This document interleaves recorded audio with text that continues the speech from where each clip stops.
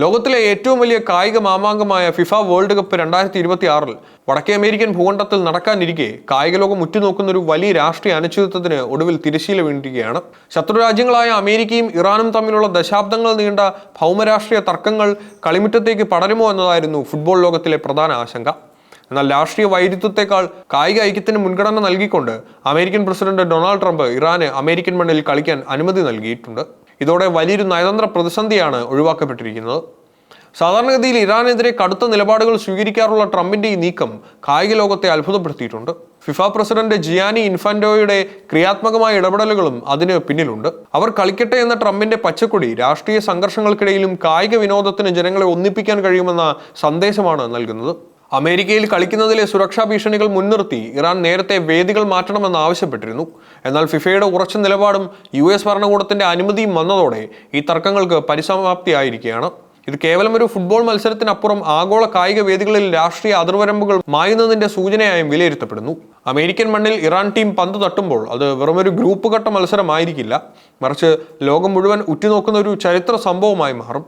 കാനഡയിലെ ടൊറന്റോ വിമാനത്താവളത്തിൽ ഇറാൻ പ്രതിനിധികൾ നേരിട്ട യാത്രാ തടസ്സങ്ങൾ പോലെയുള്ള സംഭവങ്ങൾ ഇനി ആവർത്തിക്കില്ലെന്ന ഉറപ്പും ഈ പച്ചക്കൊടി നൽകുന്നുണ്ട്.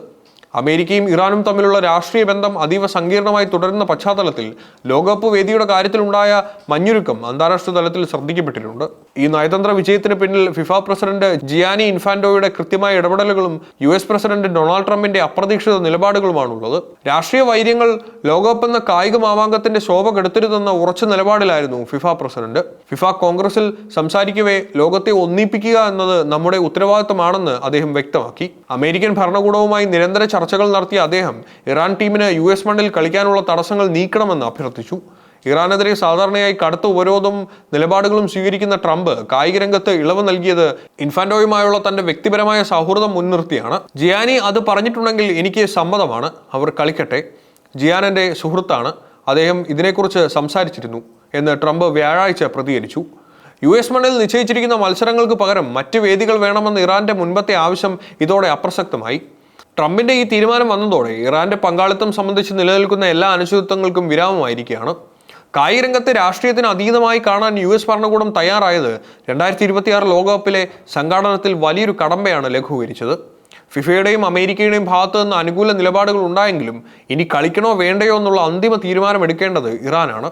എങ്കിലും സുരക്ഷാ ഉറപ്പുകൾ ലഭിച്ച സാഹചര്യത്തിൽ ഇറാൻ പിന്മാറാൻ സാധ്യതയില്ലെന്നാണ് ഫുട്ബോൾ നിരീക്ഷകർ വിലയിരുത്തുന്നത്. ഫിഫ ലോകകപ്പ് 2026 ഗ്രൂപ്പ് ഘട്ടത്തിൽ ഇറാന്റെ മത്സരക്രമം നോക്കിയാൽ ഡൊണാൾഡ് ട്രംപിന്റെ അനുമതി ലഭിച്ചതോടെ ഈ മത്സരങ്ങളെല്ലാം തന്നെ അമേരിക്കൻ മണ്ണിൽ വെച്ച് നടക്കുമെന്ന് ഫിഫ പ്രസിഡന്റ് ജിയാനി ഇൻഫാന്റോ സ്ഥിരീകരിച്ചിട്ടുണ്ട്.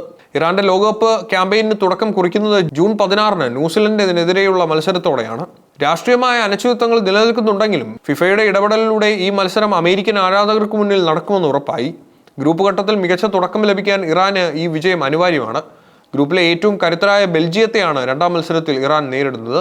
ലോക ഫുട്ബോളിലെ മുൻനിര ടീമായ ബെൽജിയത്തിനെതിരെയുള്ള പ്രകടനം ഇറാന്റെ അടുത്ത ഘട്ടത്തിലേക്കുള്ള സാധ്യതകളെ നിർണ്ണയിക്കും. ഈ മത്സരത്തിനായുള്ള തയ്യാറെടുപ്പുകൾ അതീവ ജാഗ്രതയോടെയാണ് ഇറാൻ ഫുട്ബോൾ ഫെഡറേഷൻ നടത്തുന്നത്. ഗ്രൂപ്പ് ഘട്ടത്തിലെ അവസാന മത്സരത്തിൽ ഇറാൻ ഈജിപ്തിനെ നേരിടും. ഈജിപ്ഷ്യൻ ഫുട്ബോളിലെ താരങ്ങളുടെ കരുത്തിനെ പ്രതിരോധിക്കാൻ ഇറാൻ ടീമിന് കടുത്ത പോരാട്ടം തന്നെ കാഴ്ചവെക്കേണ്ടി വരും. പ്രീ ക്വാർട്ടർ പ്രവേശനത്തിന് ഈ മത്സരം നിർണായകരമാകും. അമേരിക്കയും ഇസ്രായേലുമായി നിലനിൽക്കുന്ന ഭൗമരാഷ്ട്രീയ പിരിമുറുക്കങ്ങൾക്കിടയിലും കായിക രംഗത്തെ രാഷ്ട്രീയത്തിൽ നിന്ന് മാറ്റി നിർത്താനുള്ള ഫിഫയുടെ ശ്രമങ്ങൾ ഈ മത്സരങ്ങളുടെ വിജയകരമായ നടത്തിപ്പിന് സഹായിക്കുമെന്ന് ഉറപ്പാണ്.